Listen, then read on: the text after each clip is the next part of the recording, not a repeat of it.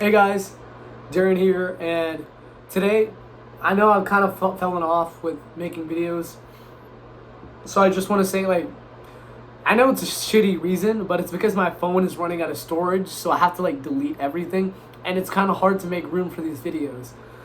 I'm getting a new phone, so hopefully this won't be a problem for long, but let's get into the meat and potatoes of today's video. Today's video is about regrets and how I think regrets aren't real. A lot of times, regrets are limiting beliefs for people. And because of their past regrets, it either weighs on their conscience or shows up in their actions that they take in the future. And the way that I see it from my perspective, regret isn't real to me, okay? There's two things that I believe are there in place of regret, and I'll explain it. The first one is regret is a made up emotion. Like when you are doing something and you're in an action where you have to make a decision, most likely you're going to make the decision that, based on your current understanding at the time, you think that's the best decision, right? But later you see it and you say, well, I could have done that. And that's not a really good thing to think about, because hindsight is 2020. That's an unfair advantage your future self has over your past self, and you can't count that against you. I think that's just unfair for you. So if you made the best decision at the current time, at your current state of understanding, then you did a good job.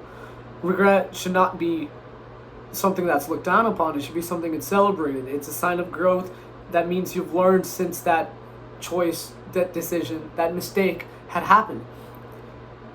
On the other hand, if you made a decision that you knew wasn't the best, best course of action, and you knew that at the time that you made the decision, before even hindsight sets in, that means you're retarded. I think there's no other way to say it. If you made a choice that you knew was going to be bad, and then you end up being sad about it later, that's just a mental illness at that point. The fact that regret is so baked into people normalizes a mental illness, in my opinion. In my opinion, you should never feel regret for something you did. If you knew you did the best thing you can with the best intentions in your heart. And as I said before, regret should be celebrated.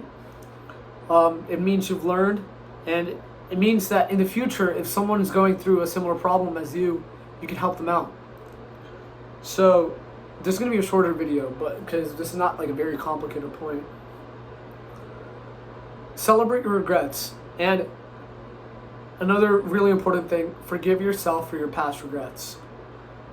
There are things that if I had the knowledge that I do right now, certainly I would go back and change it, right? I think we all have those.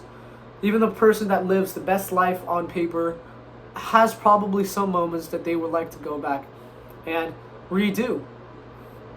But that's not what I'm trying to get at here. It's the fact that we will never have that opportunity to do that. You can never time travel back.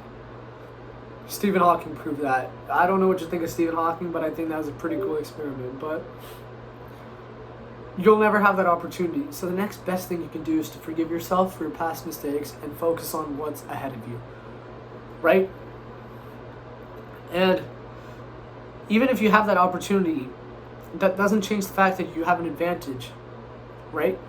Two things can be true at once. You can redo something, but also accept that it happened. You can wish that you can redo something, but also you can accept what happened in the past. And that's what I want you guys to do. Forgive all of your past mistakes. Realize that it was not out of malice. Your regrets were not made out of malice. It was made because you didn't know any better. You can't count that against yourself. That's like getting mad at a baby for, touching a hot stove. The baby doesn't know the stove is hot. And that's what happened with you. And I think the more we get rid of this negative energy that we hold towards ourselves, the better our lives and society is going to be. It's important to be your biggest fan and your biggest critic, but most people end up only doing one of those two. And you probably know which one it is. But anyways, that's it for today's video. I hope you take this lesson to your brain, and you apply it to real life. Actionable step, forgive yourself. I'll see you guys later.